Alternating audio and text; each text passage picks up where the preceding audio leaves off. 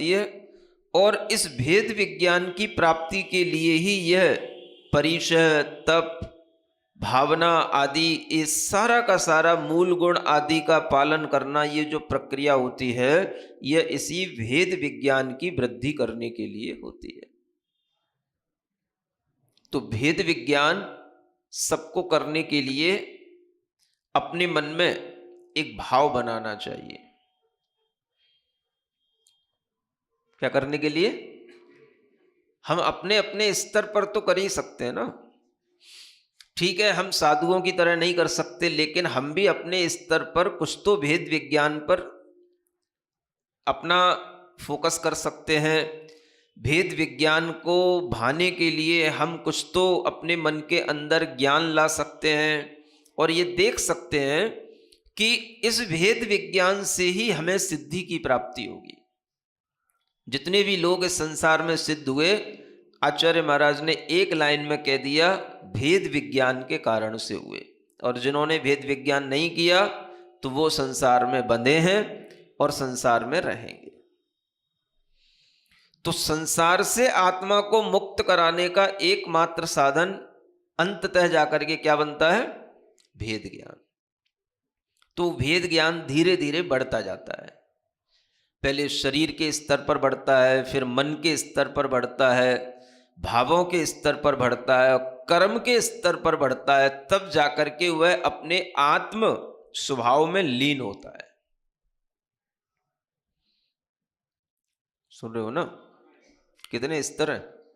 शरीर के स्तर पर शरीर मेरा नहीं, मन के स्तर पर मन में जो तरंगें उत्पन्न होती हैं, संकल्प विकल्प उत्पन्न होते हैं, ये मेरे नहीं। भावों के स्तर पर ये सुख दुख की जो संवेदना मेरे अंदर हो रही है, ये सब कर्म जन्य है, ये मेरे नहीं। फिर कर्मों के स्तर पर कि ये जो कर्मों का फल मिल रहा है, ये भी मेरा नहीं। किसी भी प्रकार के कर्म जो हमारे लिए फल दे रहे हैं, चाहे वो ज्ञानावरणी हो, चाहे दर्शनावरणी हो, चाहे मोहनी हो, चाहे वेदनी हो, चाहे आयु हो, ये सब मेरे स्वभाव नहीं, ये मेरे नहीं। इस तरह से इस भेद विज्ञान को बढ़ाते बढ़ाते हुए आत्मा में लीन होने लग जाते हैं। इसी को कहते हैं समय सार मन लावें। माने उनके अंदर, उनके मन में फिर समय सार आने लग जाता है। समय सार का मतलब क्या होता है? शुद्ध आत्म तत्व की रुचि उत्पन्न होना, इसका नाम क्या है? समय सार। तो मुनि महाराज ये जो कुछ भी प्रक्रिया अपने जीवन में अपनाते हैं, ये अपने अंदर उसी समय सार की प्राप्ति के लिए करते हैं। तो ये भेद विज्ञान से ही समय सार आता है। समय सार माने शुद्ध आत्मा का सार। समय सार किससे आएगा? भेद विज्ञान से आएगा। तो भेद विज्ञान बाहर से लेके भीतर तक इतने लेवल उसके बनते हैं, तब जाकर के वो भेद विज्ञान आता है। समझ में आ रहा है ना? कितने लेवल बना दिए। एक शरीरज, शरीर के स्तर पर, एक मानसिक, एक भावात्मक और एक कर्मज। ये 4 लेवल जब आप क्रॉस करेंगे तब आप समय सार के पास पहुंचेंगे। सुन रहे हो ना?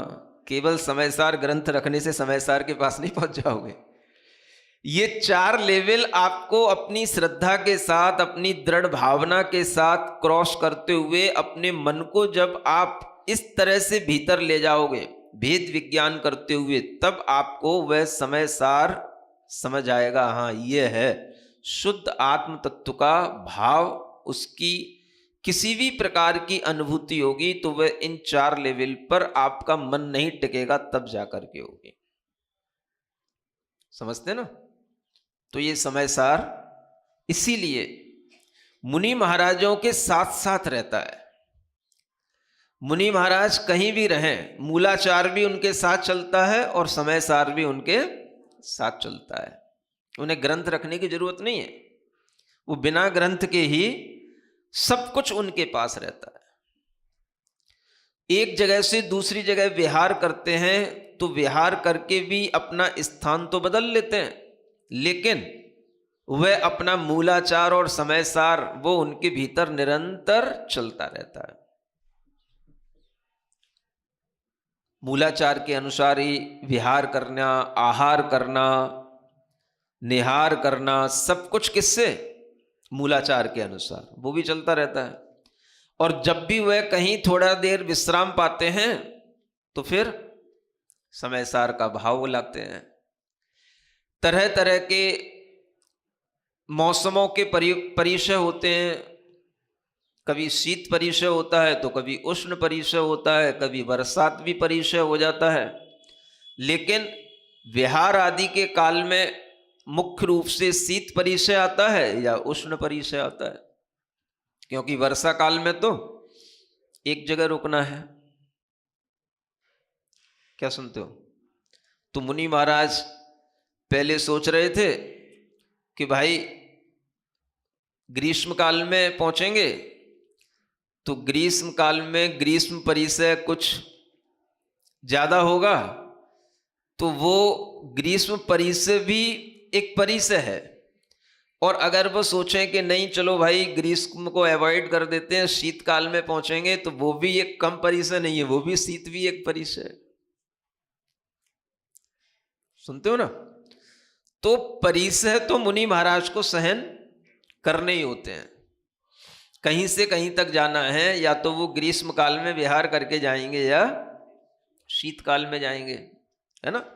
ये बात अलग है कि अब अगर वो चॉइस कर रहे हैं हमें उत्तराखंड में जाना है ना, तो ये भी चॉइस अच्छी होती। अगर वो ग्रीष्म काल में आते तो थोड़ा सा यहाँ पर टेम्परेचर कम मिलता, लेकिन उन्होंने अपने परिचय को और सहन शक्ति बढ़ाने के लिए क्या चॉइस किया कि नहीं, ग्रीष्म काल में नहीं, शीतकाल में चलेंगे, तो शीतकाल में अच्छा शीत परिचय सहेंगे। कहाँ? उत्तराखंड में आकर के, देवभूमि में आकर के है? और वो तो इतना ही परिचय सहन करने का मन बनाए थे, लेकिन यहां तो और भी अच्छा एक माहौल है। सामने ही नहर बह रही है गंगा नदी की। तो जैसे अपन शास्त्रों में पढ़ा करते थे, नहर के किनारे मुनि महाराज शीतकाल में बैठे हैं, नदी के किनारे मुनि महाराज शीतकाल में बैठे हैं, बिल्कुल ऐसी फीलिंग आती है कि बिल्कुल नहर के किनारे ही शीतकाल में बैठे हैं, सामने सामने नहर बह रही है और अपन बैठे हैं। तो एक अच्छा विचार, अच्छा भाव, जैसा अपन सोचते हैं वैसा बन जाता है। तो ये सब